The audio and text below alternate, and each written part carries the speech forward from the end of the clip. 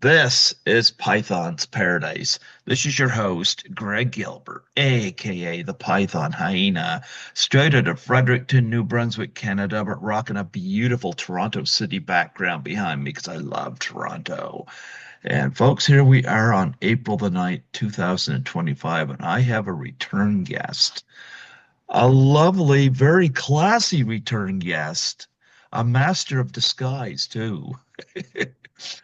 Folks, I have the very beautiful, very classy Greta Blackburn. How do you do, Greta? I do well, Greg. Thanks for asking me back. I'm here. The return of Bitch Kitty. Woohoo! Yeah. Or Miss Your Prostitute Ah, from yes, Yellowbeard. yes, indeed. You were a master of disguise in that. Everybody fell for it. Oh, yeah, they thought I was a guy for sure. Yeah, just that little paste on crappy mustache and good to go. No problem. Yeah. Oh man. For all the bad reviews this movie has, I don't know. I've always loved this movie. I never got the disdain for it, but I still laugh at this. I quote so much in this movie, so Well, we had a lot of fun shooting it. So screw the yeah, critics, you yeah, know? Yeah. yeah. Oh yeah, so many lines, like whether it's Peter Cook and it reminded me of a mirage I once saw, if I saw it. Yes. Yes, indeed. Yeah, Yeah. so many great lines, but nonetheless, I was so hoping to meet you last year, but I guess you were late to the memo about D Dabney Coleman, who was supposed to be at Chiller, and unfortunately, he didn't get to make it. I feel sad about that because I know he was very close friends with you, and he would have been somebody I would have met at Chiller. And What an un he would have amazed you with his humor, which in life was even better than anything on screen. And it was good on screen, but he just off the cuff in life was hysterically funny. So Yeah. yeah, it was actually I was in LA last week and I went to Dan Tana's where Dabney and I spent many a night having dinner and laughing and seeing friends and stuff. And it was a bittersweet. It's the first time I've been back there since Dabney passed. And the waiters were all, oh, it's such a loss. And it was, as I say, bittersweet being there because that was a Dabney spot, and it forever will be. So anyway, and I'll tell you something, when the Oscars come out and they do that in memoriam thing, even though someone passes, it's the reality of it hits you to different degrees at different times. So when that in memoriam came on and it was Dabney on the screen, it was like, oh, yeah, that happened too, so it was, shocking. Anyway, he was a really good guy and super funny and so smart, so smart.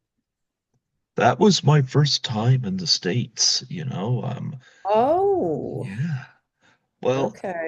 Lisa Langlois, actress Lisa Langlois, helped me get um, a passport on one of my trips to Mhm. Toronto, and Oh, she was doing Chiller. So she told me about it, and I thought I'm gonna go do Chiller too. oh, And good. yeah, so I went and I enjoyed that. It's funny because I was telling you before I come on here about me dealing with a cleaning situation. Well, it's funny. I'm used to getting off the plane and just going into Toronto. Um, Coming into New Jersey for Chiller, I had to go through immigration. And I was in that line for 2 hours. And I got up to the That's when you guy. need global entry. That's when you need global entry. Live and learn.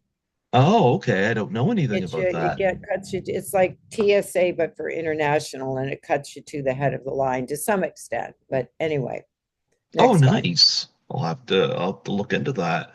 Yeah. But I got there and the guy asked me what I was there for, and I mentioned Chiller, and he looked it up at the computer, and I mentioned I was there assisting a friend of mine, so I told him who, and he looked up Lisa Langlois, and said, this person? I said, yeah, yeah, she's a friend of mine. And he could not wrap his mind around that I wasn't making money at this. And I said, no, no, no. I'm just here with a friend. She goes, really? You're not making any money? So I said to him, I said, you know what I do for a living? He said, yeah, what do you do? And I said, last night at 5 o'clock, I went to my first of three buildings to clean. I got done at 6 this morning, New Brunswick time. Went back to my apartment, fed my cat, grabbed my luggage, took my car to my brother's. He drove me to the airport because he looks after Skittles, my cat, while I'm gone. Drove me to the airport. Now I'm here. He looks at me and he goes, okay, you can go through. It was a pity pass. It was a pity Oh, pass. Yeah. I often said cleaners did not get enough recognition during the pandemic because, Oh, yeah, big props. Are you kidding? And yeah. plus it So, was scary, you had because that was a time when we thought everything we touched would kill us. yeah, So, you guys were the brave, some of the brave front people on that whole thing. yeah. But anyway, I was hoping to meet Dabney. I really love 9 to 5 in particular. That Oh was a yeah. great movie. Yes, yes. Yeah. And I was actually hoping to meet you because you said you were going to bring, I would have loved to have met you. I mean that. I think I can't remember what came up, but I was out of town then actually. I went, Yeah, I don't know, it was something. So, yeah, yeah. But nonetheless, your hair looks stunning. You look classy. oh, thank you. What This is is the your natch. secret? This is me on the natch. This is the natural curl that I hated as a little kid, but Hmm. now I'm happy. So, thank you. There you go. Very classy. I know last time we talked, you mentioned that Dabney Coleman and so Ed Begley Jr., I think you said were the two funniest people. Yes. And You- Fred Willard's not far, but was oh, not far Fred behind. Willard is so Not far funny. behind. The three of them. Whoo. But yes, Fred Willard, I felt bad when we lost him. I think he's hilarious. yeah, and you know what the common thread, and I guess this is just because the kind of humor that I like is I like a really highly, I'm going to say intellectual, even though they can be silly, but you got to be really smart to pull off the kind of humor that those guys have. It takes big brains. So I'm a big admirer of that, like a big intellect backed up by humor, or humor backed up by a big intellect to me is really funny. Well, you've worked with a lot of comedians on screen as well. Like Yellowbeard, of course, you had three members of Monty Python. You had Cheech and Chong, who I have on my shirt today. Uh-huh. Yes, you Yeah. do. Yes, you do. Yeah. Cheech and Chong, yeah, and of course you had members of Mel Brooks's crew on Marty Yellowbeard. Feldman, et cetera, et cetera. It was every Martin. funny person in the world at that time, pretty much. It was really pretty much every funny person was there. It was, Yeah. I think I told you at the time, it was there were people who were really wanted to come and visit that set because it was just a fun place to hang and have a few yucks. So it was very, very fun. Pardon me, I'm But having my hot water with lemon tea. you know what? I'm a tea drinker too.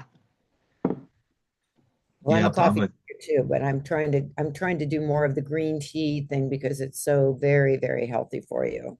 oh, nice. Yeah. Nice. Yeah. You worked with them, of course, Peter Boyle, Marty Feldman was in that, and Madeline Kahn. But I mean, you've worked with Eddie Murphy. You've worked with Steve Martin in My Blue Heaven. I mean, you worked with a lot of funny people. Who Yes. is the funniest person you worked with on screen? Uh, well, it was not Steve Martin.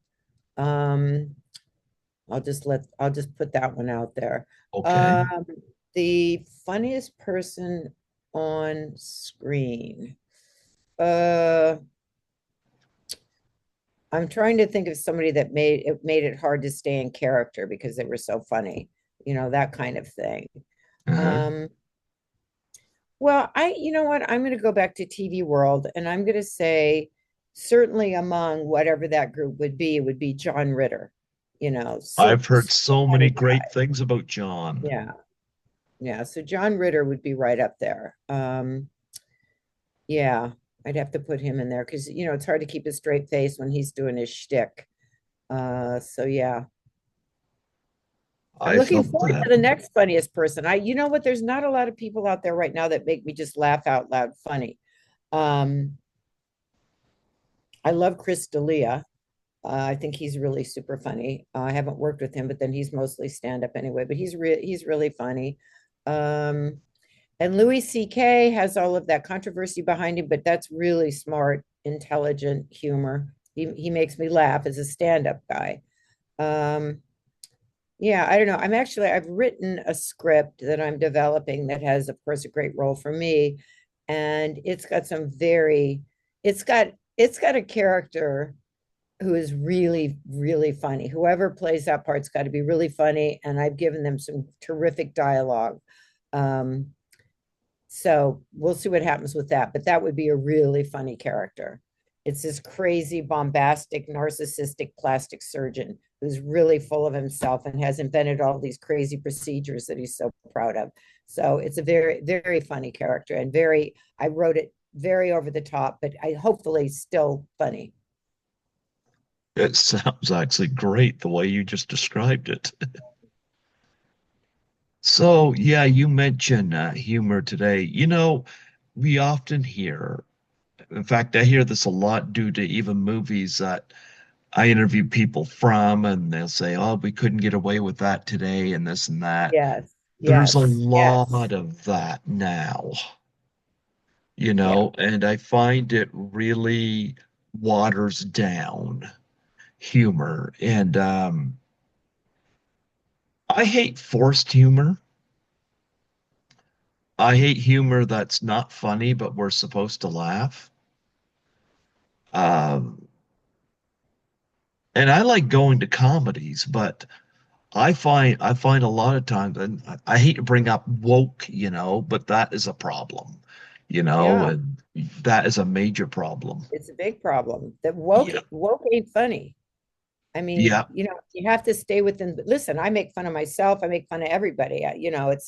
It can be funny, and obviously, if you deliver it tastefully, but snarkily, it can be really funny. And it used to be really funny. We had shows like All in the Family, The Jeffersons, blah blah blah, and that's stuff that would not fly today. But you look at that stuff, and it's funny. So yeah, I think taking the woke out of humor is important because if we can't laugh at ourselves, that's one of the really funny things we can do. I can make old white broad humor, and if I Mhm. offend people like me, then too bad. But there's some funny stuff around being an old white broad. Boom, One of the I'll make a funniest joke. people I know of right now who fights against this is a female comedian named Leonarda Joni. Don't know who she is. I just discovered her, and she's caused controversy because there's a lot of these people, and Dave Chappelle ran into this. If you Hmm. make fun of this, oh, people are going to cancel you, cancel you. Yeah, I like to cancel these people, I tell you that. They're ruining comedy. yeah, But there was no question. but she told a joke that was very daring, but I thought it was funny. She said that, she said,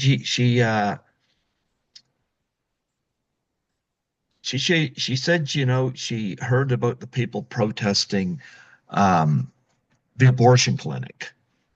And she was mentioning the people that were up in the air about the abortion clinics. And then she hears about people complaining about school shootings. And then she says, okay, she goes, okay, bitch, which one is it? Are we killing kids or not? You know? And people in her audience laugh, but I get where she's coming from, you know? Um, Well, and if you put the sort of harsh reality aside, death, yeah. murder, okay, because you have to if you're going to make a joke, about any of this stuff, you're going to have to put the reality aside and step into the comedy zone. And, again, there's room for humor that's snarky. That's all I'm going to say. It's like we need some snark. Some good snark is can go a long way. Well, she makes a lot of points in the stuff. She reminds me a lot of Sam Kinison Yeah. because Sam Kinison, a lot of people, I've had Sam Kinison's brother Bill on in tribute to him, and he talked about how he would not get along with society today. No. And Sam and I were in improv. We were buddies in improv class together. I And love yeah, Sam. yeah, Oh, very, Bill very used fun. to talk about all the times he used to have to call him out of trouble. But Sam made perfect sense in the stuff that he said, you know? And I like humor like that, where somebody is not afraid to say, you know what, let's look at this and unearth it, like Well, I'll tell you who's doing that um, is right on the line there and is making some jokes that people could get upset about, but they're funny. I mean, and by the way, as long as it's funny, I think what's objectionable is when it's just not funny. Like that's just really yeah. not a joke. But you look at somebody like Greg Gutfeld, whose wig is smart Yes. and funny, and he dances that line, and it crosses the line sometimes. But there's a cusp that if you stay in the cusp and it's funny, So there you Y- have it. Yeah, a lot of the late night talk show hosts are upset because Greg Gutfeld is stealing all their fire. Yeah, well, he's And really funny. I watched his very first show, and it's because I'm a fan of his writing. His books are funny. Whatever side you're on, they're funny and well written. So I watched his very first show, and I watch it fairly often because he's quick on his feet, he's funny, he's intelligent, um, and at the end of the day, he makes me laugh. And we all have taste in comedy is like taste in clothes. What's a mhm. burlap bag to someone is an evening gown to another. So it's all individual, it's all subjective, but then there is a certain reality to humor. There's a way to tie the story together and have a punchline that actually is impactful, and that's kind of empirical in a certain way. Anyway, Hmm. this I need to write a book, The Philosophy of Good Humor. Yay, there you go. Yes. Put Dabney Coleman's picture right there on the cover. No question. No question. Yeah. Do you Yes. remember let's go back to Dabney for a minute. Do you remember the last time you spoke to him before he passed? I do. Hmm. I heard that he was very optimistic and was looking forward to Chiller. That's one thing I did hear. So, yeah. No, we've had a few incidences like that. We were supposed to have Tony Todd at Frightmare in the Falls, and he canceled, and then he ended up passing away as well. Wow. Yeah, that's happened at a few conventions that I was supposed to attend. Well, I Um, thought it was a little ambitious of Dabney to be attempting to come to Chillard, just knowing his health situation and how hard travel is on anybody, let alone somebody ill and older. So I thought that was an ambitious plan. I was really happy about it. I was looking forward to it. But yeah, unfortunately, he didn't get there. no, no. But I always admired him though. Even in something like on Golden Pond, you get Yeah. that little yeah, yeah, Yeah, well, yeah. everything he did. Anytime he showed up on screen, the screen lit up. It just made it, whatever he was in, it made it better. He just did. I agree. I agree. Actually, it kind of reminds me of Young Doctors in Love, which I have on Blu-ray. I like the movie. Dabney is awesome in it. Here's the thing. Michael McKean, who can generally be really funny. I love this is Spinal Tap and this and that. But he played the lead in that movie so straight. And it really upset the tone of that movie, especially since he was the lead, And I don't know why it was the choice to do that. because I kept looking forward, and this is nothing against him because I've seen him in so many things where he was funny. I don't understand why he chose to play it so straight and serious in Young Doctors in Love when Dabney Coleman and Harry Dean Stanton and so many others were stealing it, and they're not what you call typical comedians, and every scene they were in, you Yeah, laughed at them. choices, some choices that people make are strange. Um, and you wonder, but everybody gets to do it the way they want to do it. It's just, it's not always the ideal thing for the project, as we know. Were you when you were on Yellowbeard? Why is his name escaping me? Mr. Prostitute was with them. The James Mason, actor James Mason. James Mason. That's right, James Mason. Thank you. Was he funny? Oh, by the way, whenever I'm asked what's the most amazing acting experience you've ever had, I have to say working with James Mason, because, and yes, he's very funny. Again, the intelligence plays into it, but Yeah, acting, being in a scene with him was like an advanced acting class, because what you saw was an actor who showed up and just became there was no process, there was no acting school, there was just becoming the character, and it was just a wonder to watch. It really was. It was unbelievable. And talk about classy. I mean, really amazing. I mean he Phenomenal worked with actor. Alfred Hitchcock. Like Phenomenal actor. Yeah. yeah, because he really kind of stands out in that cast, doesn't he? As he should. Yeah. As he Well, yeah, should. I agree. I mean, But he's when just you a master. It's a whole, James Mason is a just like Dabney is a whole other level in comedy and in acting, but in acting and drama, I'll say, I mean, James Mason is just, there's this upper level, and he's in that upper level with a rarefied few. Yeah, I've had Mel Damsky on here from the director, of course, of Yellowbeard, and I know between you and him, you both said very, very sweet things about Marty Feldman, who I have to say is his name in the movie Gilbert, and of course that's my last name. Oh, yes, yes. Yeah, that was a source of a little bit of a laughter right within my family. He played There you go. Gilbert. But I heard such great things about him. I feel sad that the Monty Python alumni in the film were complicated to work with. Um, because I know I hear John Cleese did as a favor to Graham Chapman, and he didn't phone it in. I'll give him that. He didn't phone it Correct. in. Yeah, but yeah, I think the Pythons were so used to working with each other. But I mean, Yes, you really did have a nice mix of some brand comedians in that. I mean, yes. yeah. So, and that was Peter Bull's last movie as well. Speaking of, he was doing the opposite of you. What? Peter Bull was the Queen. Oh, yeah, yeah, yeah. Yes. Boyle. Yeah. Boyle. Boyle. He and I became friends after that. We hung out a little bit when he'd be in Hollywood, and we enjoyed a little bit of a friendship, he and my then husband and I. He was he's funny.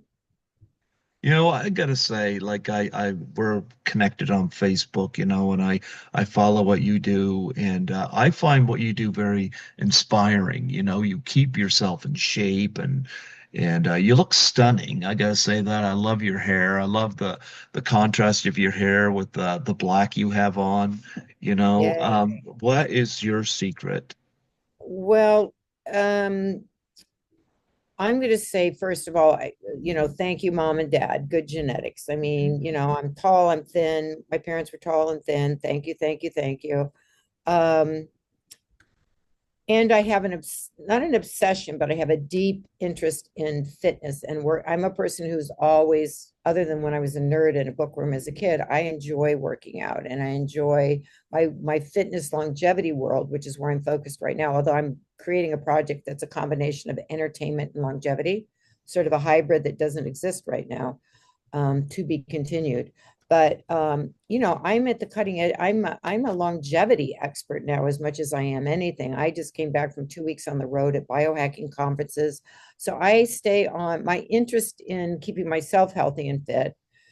Um, has kept me curious for decades. And I've always been in the midst of emerging trends. I've gotten in and nosed around and I spread the word.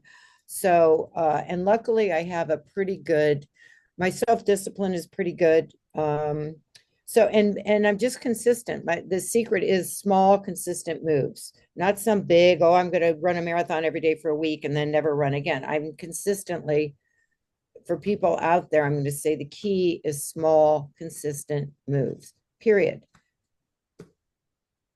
What kind of food do you like to eat that Every kind, every kind. I'm not picky. yeah. I've been raw vegan, I've been vegan, I've been vegetarian. I'm now going through a keto sort of carnivore phase because there's a lot of data that the keto diet not only cures mental illness, which some people would say I suffer from, um, but it cures, the keto diet works for people with Parkinson's, with Alzheimer's. There's a Okay. lot of data behind keto as the best. Everybody's vegetarian, oh, eat the plants, eat the plants. Been there, done that. The data says differently. It just does. So I'm keto and I eat, but I let myself have whatever I want. Luckily, I'm able to have small portions of whatever it is. So that helps. Do you have a favorite dish? What would you recommend to me? Well, for what purpose? To celebrate a birthday, to go to work? I mean, for what's the occasion? What's this food Just and just occasion? whenever. What would you have for breakfast? Well, I'm not a big believer in a big breakfast. And in fact, I do intermittent fasting from time to time, but I'm an egg person. Eggs are a wonderful, healthy food. Okay. They don't raise your cholesterol. Forget that old wives' tale. Eggs for breakfast or protein. But I do like a little muffin with my coffee. I love Okay. pastries. So I let myself have what I want. I don't deprive myself. I just don't have a lot of it. I'm known as a picker. I can have a Hmm. bite of something, wrap it up, and put it away. At a restaurant, I take two-thirds of it home and eat it later. So luckily, I do that. And I think that's a good habit to have. But listen, there's nothing like a nice rare steak and a little bit of red wine. Come on, that's a good meal. Little You know broccoli on what the that side. is?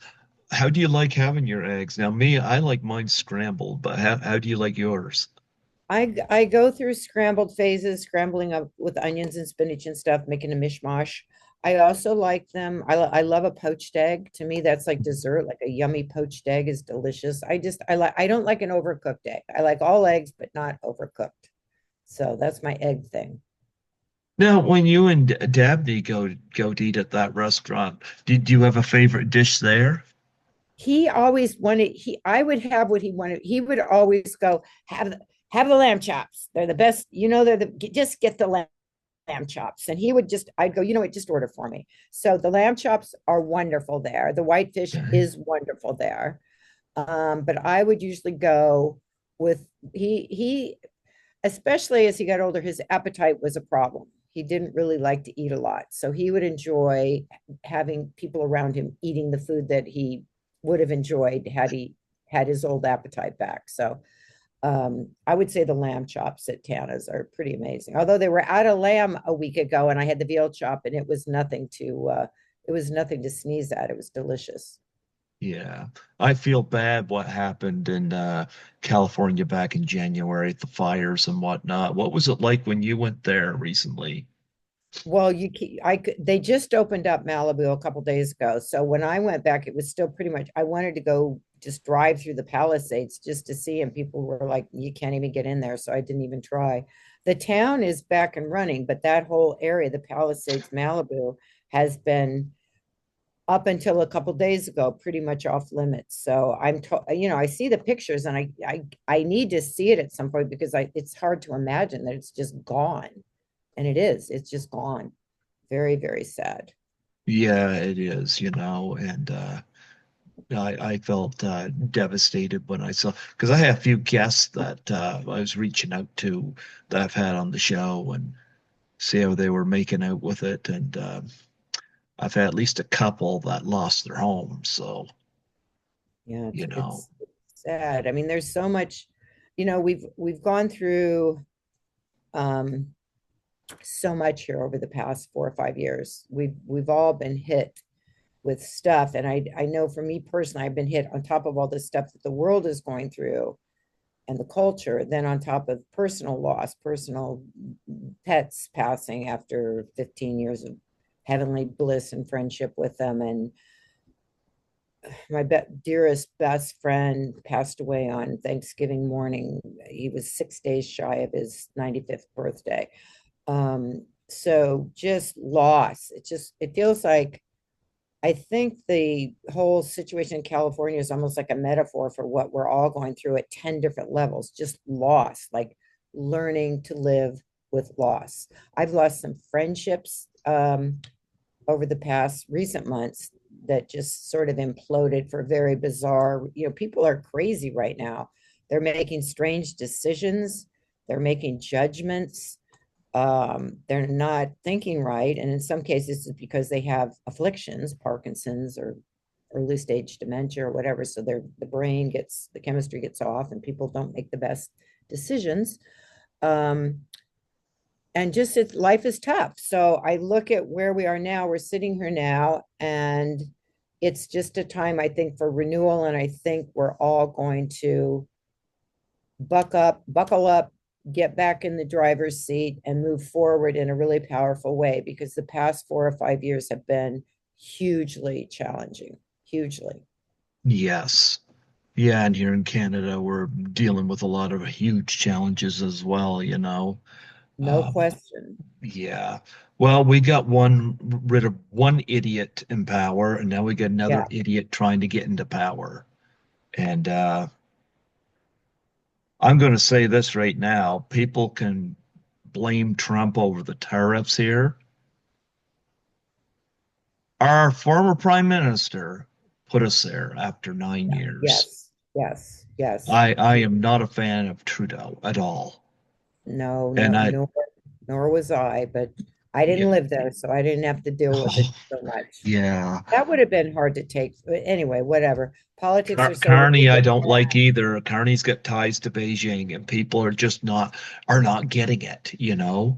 And so I'm voting for Pierre Poilievre. Um, I met him at a rally, and he's got the biggest number of people, and I like his policies that he's standing with. But I can't Well, believe, his huh? whole apple eating thing, that whole Oh, interview with, that was great, wasn't it? oh, come on, come on. The guy's cool. I watched that and I went, okay, whoever this is, I'm with him. It's like cool, calm, collected, eating his apple, answering the questions, blowing them off. Anyway, so yeah, I agree with you there. I Um, like him. I like him, and I like the policies he's got that he's coming up with as well. So I'm hoping he's who I'm voting for at the end of the month because if liberals win again, then this whole thing of Trump and 51st state Canada, I'm like, is we could either take that or China because I oh, believe Alberta has already said that they're out if liberals win again. I don't trust Carney as far as I can throw him. yeah. Well, Yeah. listen, the political scene, I think the ship is gonna right itself. Speaking of Mm, Yellowbeard, we're on a ship and it's gonna right yeah. itself, moving in the right direction. And let's just see how it all shakes out. Well, Um, one thing Trudeau said that I thought was despicable is at the hockey games, people were booing the U.S. anthem, and Trudeau was encouraging it. Now, Pierre Poilievre told people, "Don't do that. yeah, well, Don't do it's that." I'm not doing that. I refuse to do that. And as far as I'm concerned, Trudeau can shut his mouth. You know. yay. And on that note, I have to scoot. But so I'm The going to scoop? shut my mouth. I'm going to shut my mouth. But let's do this again in the near future. Yeah. Hopefully I'll have some stuff to talk about this You know project. what? I was just wanted to have you on here just casually, you know.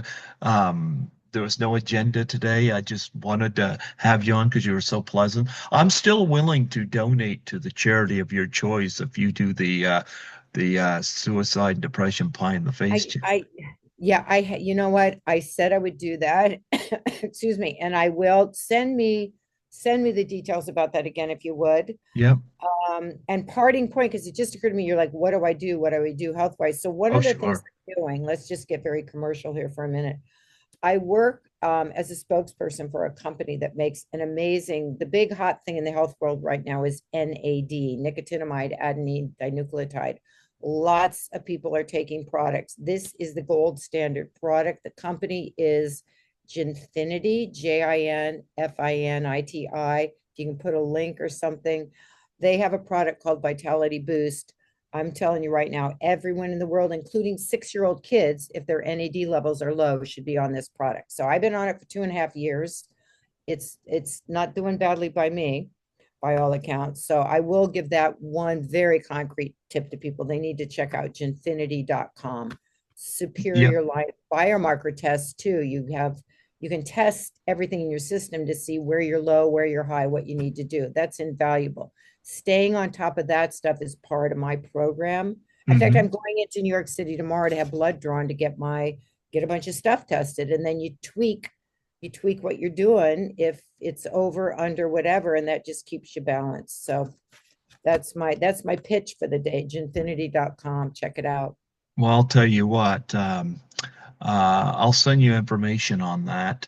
Yes, So Doubtfire Face Challenge. And like I said, and I've always made good on this, I'll make a donation to the charity of your choice in I return. and I'll Yeah. hold your feet to the fire on that. Have a Yeah. good rest of the day up there. Get some Before I sleep. let you go, please do a plug for my show.